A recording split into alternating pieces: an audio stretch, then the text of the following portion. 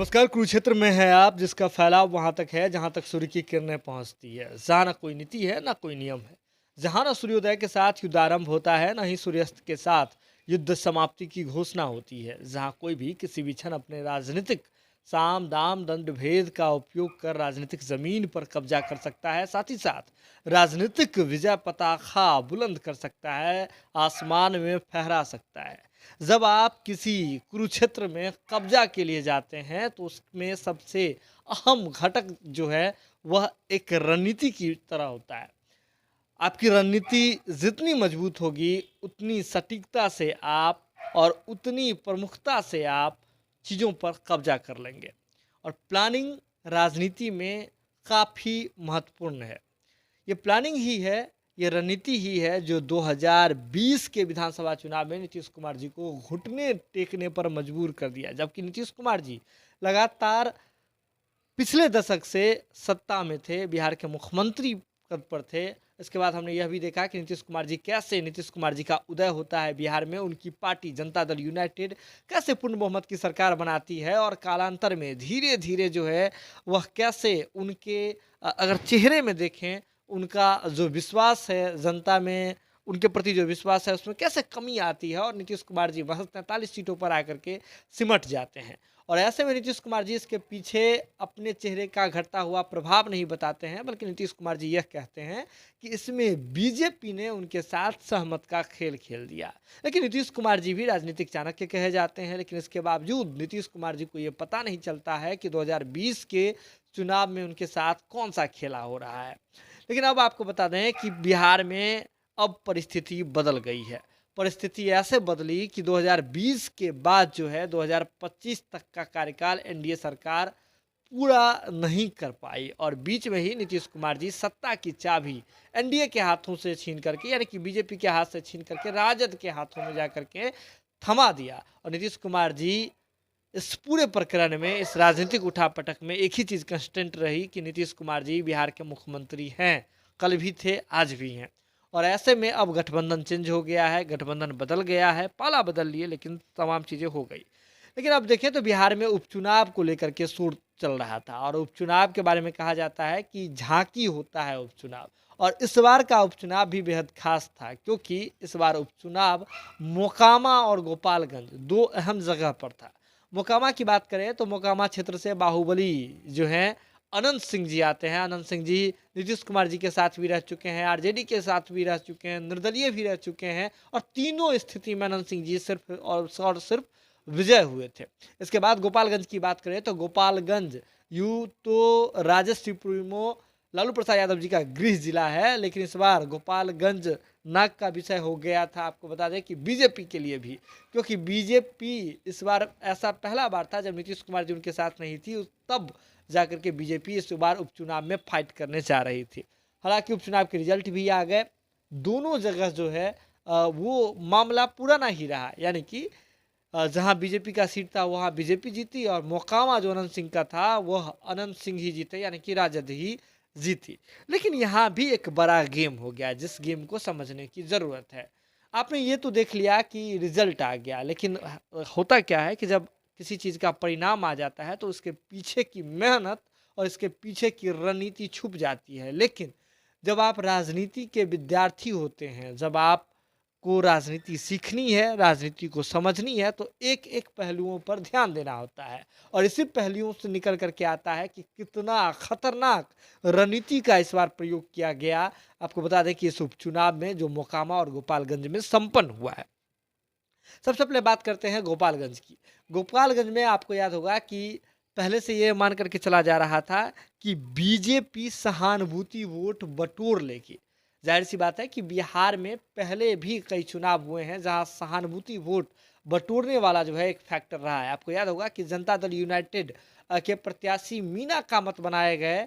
आपको बाबूबरही से, जो बीते बिहार विधानसभा चुनाव 2020 के दौरान, और मीना कामत जो पंचायती राज विभाग के मंत्री थे, स्वर्गीय कपिल देव कामत जी, उनकी पुतोहू आती हैं। तो मतलब सहानुभूति वोट वाला फैक्टर कितना अहम होता है यह बताने की ज़रूरत नहीं है। इससे पहले भी हमने देखा कि कैसे शशि भूषण हजारी, अमन हजारी वाला फैक्टर हुआ।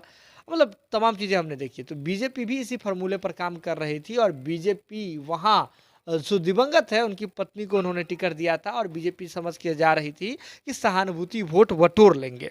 लेकिन वहाँ पेंच बहुत ज़्यादा था। पेंच इसलिए ज़्यादा था क्योंकि गोपालगंज इस बार नाक का विषय हो गया था राजद के लिए भी और लालू प्रसाद यादव जी का भी वो गृह जिला है। और इस बार राजद जो है वह सत्ता में है और बिहार के उप मुख्यमंत्री हैं तेजस्वी यादव जी। तो ऐसे में नाक का विषय हो गया था। लेकिन इसी बीच हमने यह भी देखा कि ओवैसी कितने बड़े फैक्टर के साथ जो है वह पहुंचे थे। ओवैसी 2020 के चुनाव के दौरान सीमांचल में उन्होंने पदार्पण किया था बिहार में और सीमांचल में उन्होंने फतेह हासिल की थी।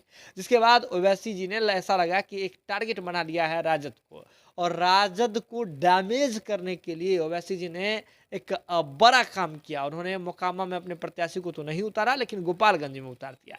कुरुक्षेत्र के पिछले एपिसोड में हमने बताया था कि इसके पीछे ओवैसी जी की क्या मंशा है। दरअसल हमने बताया था आपको कि अगर आप डैमेज नहीं कर सकते हैं तो पाँव पे मार दीजिए। बस ओवैसी जी वही करना चाह रहे थे।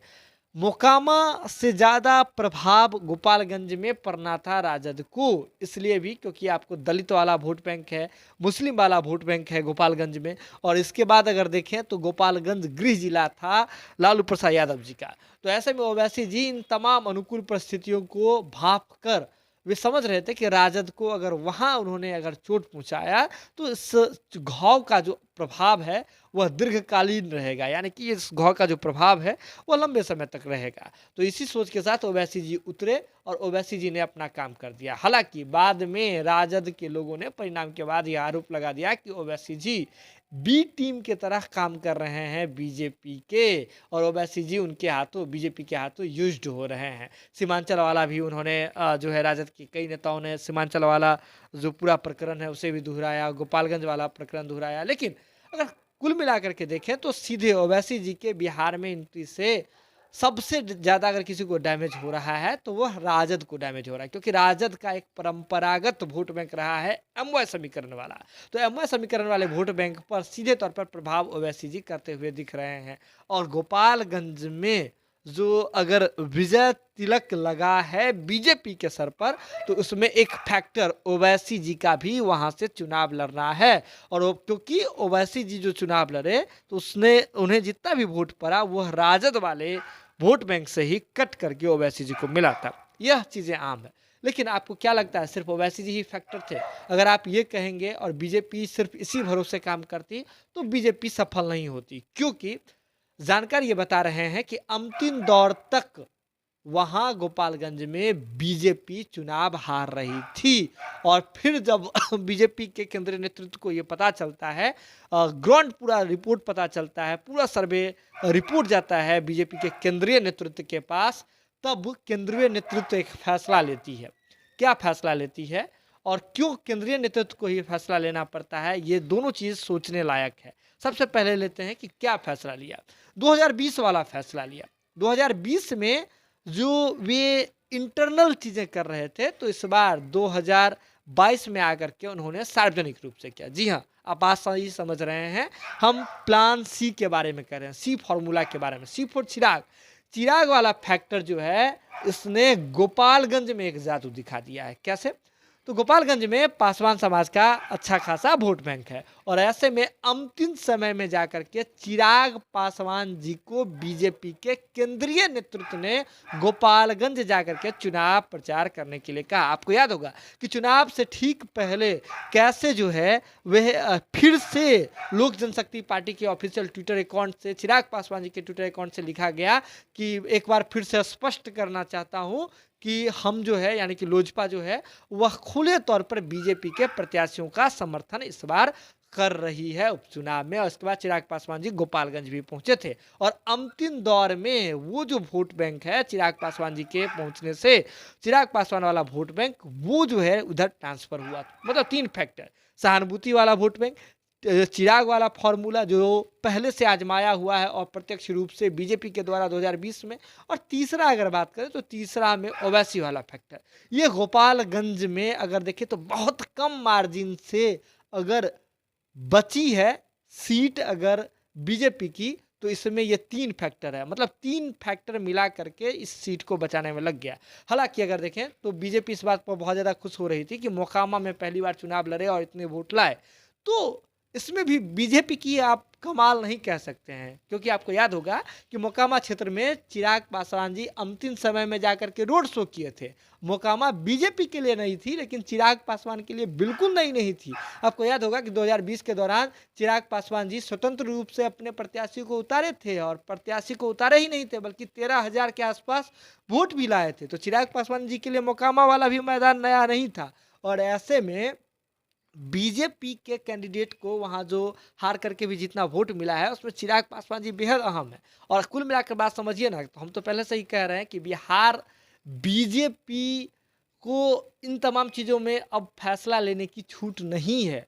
छूट इसलिए भी नहीं है क्योंकि आप समझिए चिराग पासवान जी को भेजना है, क्या करना है नहीं करना, सब कुछ का फैसला बीजेपी की केंद्रीय नेतृत्व कर रही है। बिहार में अगर आकर के विजिट करना हो रहा है तो केंद्रीय नेतृत्व, अमित शाह खुद आ रहे हैं, योगी आदित्यनाथ जी को लेकर के आ रहे हैं।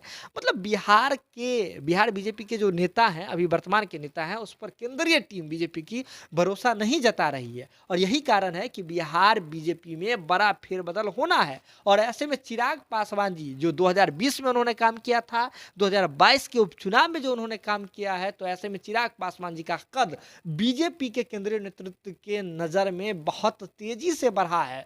और इस बात में अगर आगे जाकर के कुछ ऐसा हो जाए कि चिराग पासवान जी को बीजेपी अपना ले, गले लगा ले, तो इसमें कोई अतिशयोक्ति नहीं होनी चाहिए किसी को, मतलब ऐसा नहीं हो, असहजता वाला कोई बात नहीं होगा, ऐसी तस्वीरें जो है लोगों को असहज नहीं हो, आप असहज नहीं हो, तो इसके लिए आपको सारी परिस्थिति को भाप करके रहना होगा। तो कुल मिलाकर बात यह है कि बीजेपी ने इस बार फिर से 2 फॉर्मूला अपनाया है।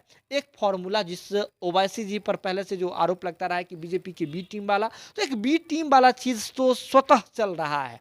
इसमें बीजेपी हस्तक्षेप नहीं भी करे तो अपने आप काम कर रहा है, क्योंकि ओवैसी जी को अपना वोट बैंक बढ़ाना है, तो वो तो अपना काम करेंगे। अगर ओवैसी जी वोट बैंक बढ़ाएंगे तो जाहिर सी तो बात है कि राजद को यहाँ अपने वोट बैंक में कटौती दिखेगी और सीधा फायदा बीजेपी को मिलेगा। तो बी टीम है नहीं है, लेकिन फिर भी मान लीजिए क्योंकि फायदा बीजेपी को हो रहा है। और सबसे अहम फॉर्मूला जिसे बीजेपी ने सेट किया वो है फॉर्मूला सी फोर चिराग। जुड़े रहिए आप जनता टॉकीज के साथ। कैसा लगता है हमारा ये खास पेशकश कुरुक्षेत्र, आप बिल्कुल हमें बता सकते हैं, कमेंट सेक्शन लगातार खुले हुए हैं। अगर अभी तक आपने हमारे चैनल को सब्सक्राइब नहीं किया है तो सब्सक्राइब कर लीजिए और वीडियो शेयर करके हमारा मनोबल बढ़ाइए। बहुत बहुत धन्यवाद।